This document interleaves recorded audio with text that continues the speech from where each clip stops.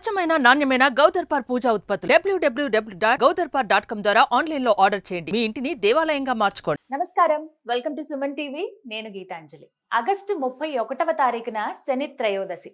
వాస్తవానికి ఆగస్టు 17వ తారీఖున కూడా శని త్రయోదశి మనందరం జరుపుకున్నాం. అయితే ఈ మాసంలో ఈ రెండు శనివారాల్లో త్రయోదశి వచ్చింది కాబట్టి శని త్రయోదశిగా చేసుకున్నాం. ప్రత్యేకించి ఈసారి పుష్యమి నక్షత్రంతో కూడుకుని రావడం అత్యంత యోగదాయకమని చెబుతారు. ఎవరైతే ద్వాదశ రాశుల్లో జన్మించిన వాళ్ళు శని పీడలతో బాధపడుతూ ఉన్నారు, శని దోషం ఎవరికైతే ఉందో, రకరకాల స్టేజెస్లో శని ఉంటారని చెబుతూ ఉంటారు. అష్టమ శని, అర్ధాష్టమ శని, ఏలినాటి శని, కంటక శని అని ఇలా. అయితే ఏ రాశుల వారిపైన ఎలాంటి ప్రభావం ఉంది, వారు ఈ శని త్రయోదశి రోజున ప్రత్యేకించి ఎలాంటి పరిహారాలు చేసుకోవాలో తెలుసుకుందాం. వివరించేందుకు ప్రస్తుతం మనతో పాటు ఉన్నారు ప్రముఖ జ్యోతిష్యులు బ్రహ్మశ్రీ నందిబట్ల శ్రీహరి శర్మ గురువు గారు. వారితో మాట్లాడి మరిన్ని విషయాలు తెలుసుకుందాం. గురుగారు నమస్కారం అండి. వాగర్థావివ సంపృక్తౌ వాగర్థ ప్రతిపత్తయే జగతః పితరౌ వందే పార్వతీ పరమేశ్వరౌ. సదాశివ సమారంభాం శంకరాచార్య మధ్యమాం అస్మదాచార్య పర్యంతం వందే గురు పరంపరాం. ఆదిత్యాయ చ సోమాయ మంగళాయ బుధాయ చ గురు శుక్ర శనిభ్యశ్చ రాహవే కేతవే నమః. శృంగేరి జగద్గురు పీఠాధిపతులకి, కంచి పీఠాధిపతులకి నమస్కారములు తెలియజేసుకుంటూ కార్యక్రమాన్ని ప్రారంభిద్దాం. గురుగారు, ఆగస్టు 31వ తారీఖున శని త్రయోదశి. ఆ రోజున ప్రత్యేకించి మాట్లాడుకుంటే 17వ తారీఖున ఎవరెవరు ఎలాంటి పరిహారాలు చేసుకోవాలో చెప్పారు మీరు, ఏ రాశుల వారికి ఎలాంటి ప్రభావం ఉందని. మరి ఈసారి వచ్చేటువంటి ఈ 31వ తారీఖున ఉన్న ఈ శని త్రయోదశి ఎటువంటిది, ఎంత ప్రభావితంగా ఉంటుంది, వీటి గురించి తెలియచేస్తారా? తప్పకుండానమ్మా. అంటే ఈసారి వచ్చేటువంటి శని త్రయోదశి వీక్షించేటువంటి ప్రేక్షకులు కూడా గమనించాల్సినటువంటి అంశం ఏంటంటే పుష్యమి నక్షత్రంతో కూడి వచ్చింది.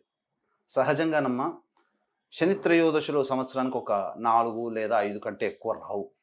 అందుకనే మొత్తం 365 రోజుల్లో 4-5 శని త్రయోదశులు ఉంటాయి సహజంగా. ఈసారి అయినటువంటిది ఏంటంటే దాదాపుగా ఒక 4 శని త్రయోదశులు వచ్చి ఉన్నాయి. అందులో 17న ఒకటి అయింది, అలాగే ఈ 31వ తారీఖు ఆగస్టున, మళ్ళీ డిసెంబరు మాసంలో 28వ తారీఖు రోజున ఒకటి వస్తుంది. అయితే విశేషం ఏంటంటే ఈ యొక్క శని త్రయోదశికి సంబంధించినటువంటి దాంట్లో శనివారము త్రయోదశి తిథి సంధ్యా సమయంలో ఉండాలి. అనేక నక్షత్రాలు వస్తాయి. శనికి సంబంధించినటువంటి నక్షత్రాలు 3. ఒకటి ఉత్తరాభాద్ర, పుష్యమి, అనురాధ. ఈ 31వ తారీఖు రోజున పుష్యమి నక్షత్రం వచ్చింది. ఇంకా విశేషం ఏంటనంటే ఈ యొక్క పుష్యమి నక్షత్రము అధిపతి ఎవరు? నక్షత్రానికి అధిపతి గురువు. మళ్ళీ నక్షత్ర దేవత శని భగవానుడు, ఎందుకంటే శనికి సంబంధించిన నక్షత్రాలు కాబట్టి. కానీ నక్షత్రాధిపతికి పుష్యమి నక్షత్రానికి అధిపతి బృహస్పతి. అందుకనే పుష్యమి నక్షత్రం మొదటి సెంటెన్స్ ఏముంటుందనంటే ఓం బృహస్పతి పరిబాతు పశ్చాత్ అనేటువంటిది ఉంటుంది. బృహస్పతి అనేటువంటి అధిపతిగా ఉన్న పుష్యమి నక్షత్రమా అనేటువంటి యొక్క వాక్యంతో ప్రారంభమవుతుంది. విశేషం ఏంటంటేనమ్మా ఈ యొక్క శని త్రయోదశికి శని కుంభరాశిలో స్వక్షేత్రంలో ఉన్నాడు, గురువు వృషభ రాశిలో ఉన్నాడు ప్రస్తుతం. కాబట్టి గోచారంలో కూడా చూసుకున్నట్లయితే ప్రధానంగా శనికి గురువు కేంద్రంలో, గురువుకి శని కేంద్రంలో పడతారు. కాబట్టి శనికి అధిపతి నక్షత్రానికి, పుష్యమి నక్షత్రానికి అధిపతి గురువు అవుతాడో, ఈ విధంగా శని గురువులు ఇద్దరు పరస్పర కేంద్ర స్వభావంలో ఉన్నప్పుడు కొన్ని అలభ్య పుణ్యతిథులు కలిగినప్పుడు శని యొక్క ప్రభావం తగ్గించుకోవడం కోసం ఆ పుణ్యతిథులలో గనక ఎవరైతే పరిహారాలు పాటిస్తారో వాళ్ళకి గత జన్మ కర్మదోషం. ఎందుకంటే ఈ జన్మలో మనం కష్టాలు అనుభవిస్తున్నామంటే అది గత జన్మ కర్మదోషం, ప్రారబ్ధ కర్మ అంటారు. కాబట్టి ప్రారబ్ధ కర్మని ఎవరూ తప్పించుకోలేరు, గుర్తుపెట్టుకోండి. పురాకృత కర్మ, సంచిత కర్మ, దృఢ కర్మ, అదృఢ కర్మ, అలాగే ప్రారబ్ధ కర్మ అని ఉంటుంది. ఏ కర్మదోషాన్నైనా కానీ మనం తప్పించుకోవచ్చు, కానీ ప్రారబ్ధ కర్మను తప్పించుకోలేము. కానీ ఆ ప్రారబ్ధ కర్మ యొక్క ప్రభావాన్ని మనం చేసేటువంటి పూజల వల్ల తగ్గించుకోవచ్చు. అటువంటి ఏ సమయంలో చేయాలంటే ఇలాంటి అలభ్య పుణ్యతిథులలో చేసుకోవాలి.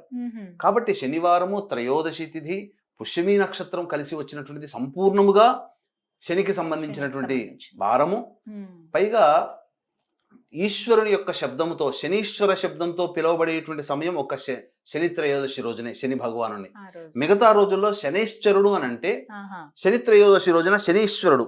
అంతేకాకుండా ఈ శ్రావణ మాసంలో వచ్చేటువంటి యొక్క త్రయోదశిని శని త్రయోదశి అనడం వాస్తవంగా.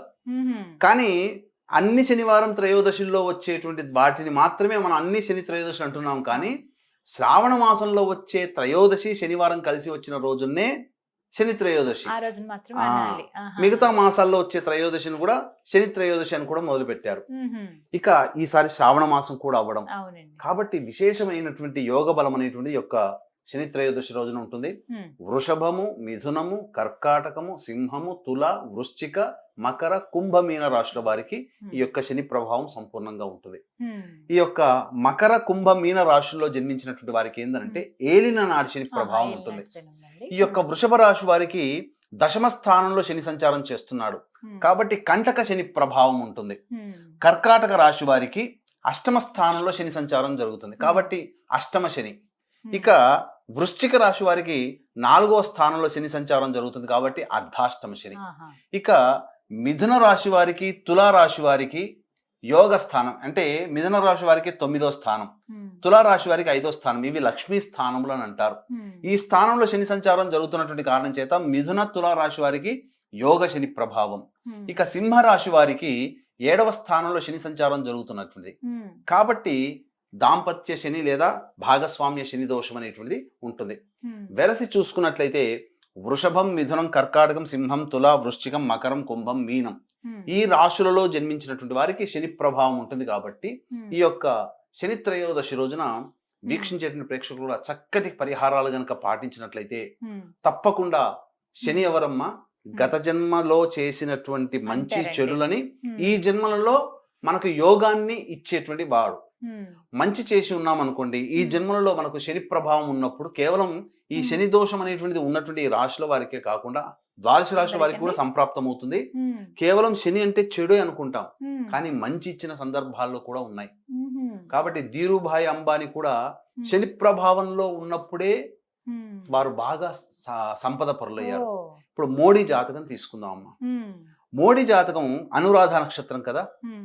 ఈ యొక్క అనురాధ నక్షత్రానికి వృశ్చిక రాశి కాబట్టి అర్ధాష్టమ శని జరుగుతుంది.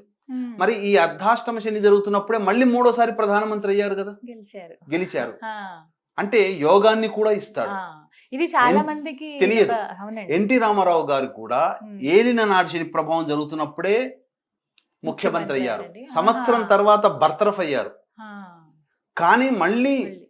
ముఖ్యమంత్రి ఎన్నుకోబడ్డారు ఆ. మళ్ళీ ప్రజల చేత. మ్మ్. అంటే 2 సార్లు యోగాన్ని ఇచ్చాడు శని భగవానుడు. మ్మ్. కాబట్టి అంటే వీక్షించే ఇలా అందరి జాతకాలను యోగం అయితే యోగం అయితే ఖచ్చితంగా ఉంటుంది. ఇస్తుంది. మ్మ్. పాపకర్మలు గత జన్మల్లో ఎవరైతే చేసున్నారో ఈ జన్మలో కష్టాలు అనుభవించినప్పుడు మ్మ్. ఖచ్చితంగా కష్టాలు పడతారు. మ్మ్. కానీ అటువంటి వాళ్ళు శని ఎందుకంటే గత జన్మలలో చేసినటువంటి మంచి చెడులని ఈ జన్మలలో మనం అనుభవించడానికి కారకుడు శని అవుతాడు కాబట్టి మ్మ్. మంచి అయితే మంచి సంతోషమే ఎవరని చెప్పుకోం కానీ చెడు అయితేనే బాధపడతాం కదా. బాధపడతారు. కాబట్టి అటువంటి ప్రారబ్ధ కర్మలు అనుభవించేటువంటి వాళ్ళు ఖచ్చితంగా ఈ శని త్రయోదశి రోజున మ్మ్. దైవానుగ్రహాన్ని పొంది ప్రయత్నం చేసుకోవాలి.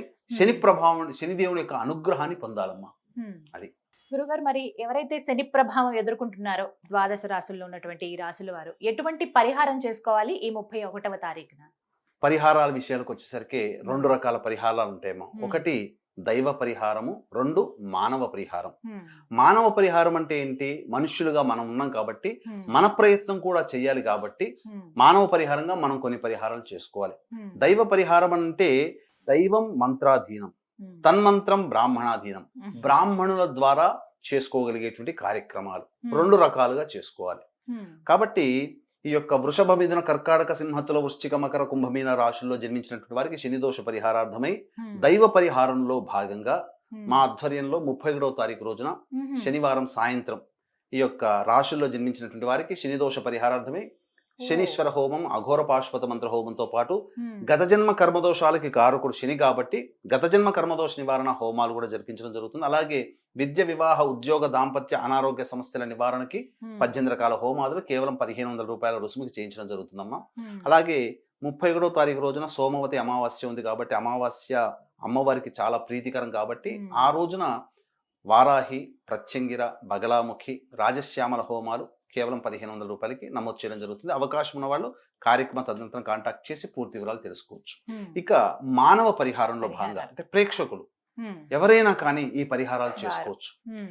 ఈ పరిహారాలు అనేటువంటివి అన్నప్పుడు ఎటువంటి పరిహారాలు పాటించాలి అని అంటే మ్మ్. ప్రధానంగా ఆ రోజున చెప్పుకోగలిగేటువంటి పరిహారాలు కొన్ని చెప్తానమ్మా. చిన్నవి, చాలా చిన్నవిగా చేసుకోవచ్చు. మ్మ్. శనీశ్వర నవగ్రహాల్లో శనీశ్వరుడు ఉంటాడు అవును.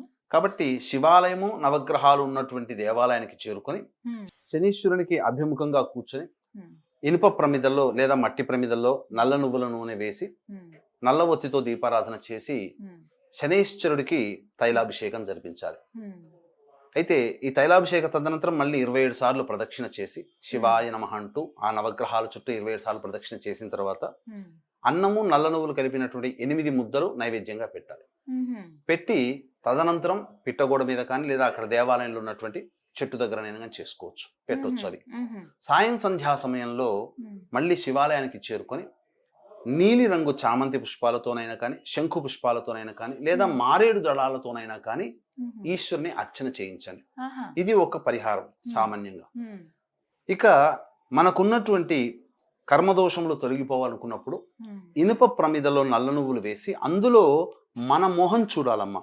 ఉమ్, నల్ల నువ్వుల్లో మన మొహాన్ని చూడాలి.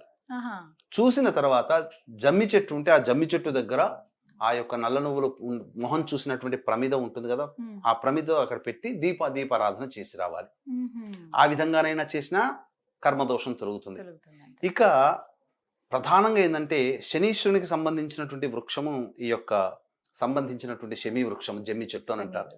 ఉమ్, మర్రి చెట్టు దగ్గర కూడా ఒకటి ఉందమ్మా. ఉమ్, అంటే ఒక ఇనుప బాణి చేసుకొని ఉమ్, ఆ ఇనుప బాణి నిండా ఇసుక పోసుకొని ఉమ్, పడమర వైపున ఫేస్ పెట్టి నల్ల వస్త్రములు ధరించి ఉమ్, ఆ యొక్క శనిహోర మధ్యాహ్నం 1 గంట నుంచి 2 మధ్యలో ఉంటుంది. ఉంటుందండి.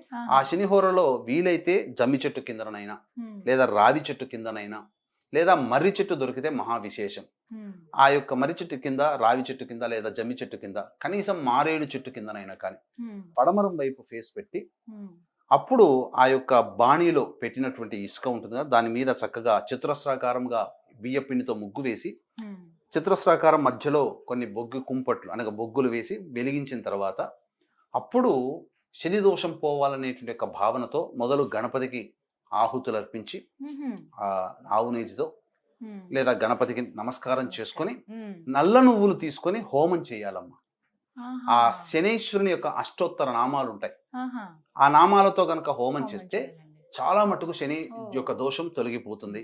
వారంతటి వారే చేసుకోవచ్చు చేసుకోవచ్చమ్మా. ఇప్పుడు చెప్పేటివన్నీ కూడా మానవ పరిహారాలు. అందరూ చేసుకుంటారు. ఇది ఎవరైనా చేసుకోవచ్చు. ఉమ్, ఉమ్, ఇక ప్రత్యేకంగా ఇంకా ఏంటనంటే ఉమ్, 1 to 2 మధ్యలో శనిహోర ఉంటుంది ఆ రోజున. ఉమ్, కాబట్టి ఎవరైనా వృద్ధులకి, ఉమ్, వికలాంగులకి, ఉమ్, పారిశుద్ధ్య కార్మికులకి తినే పదార్థాలు పంచిపెట్టండి.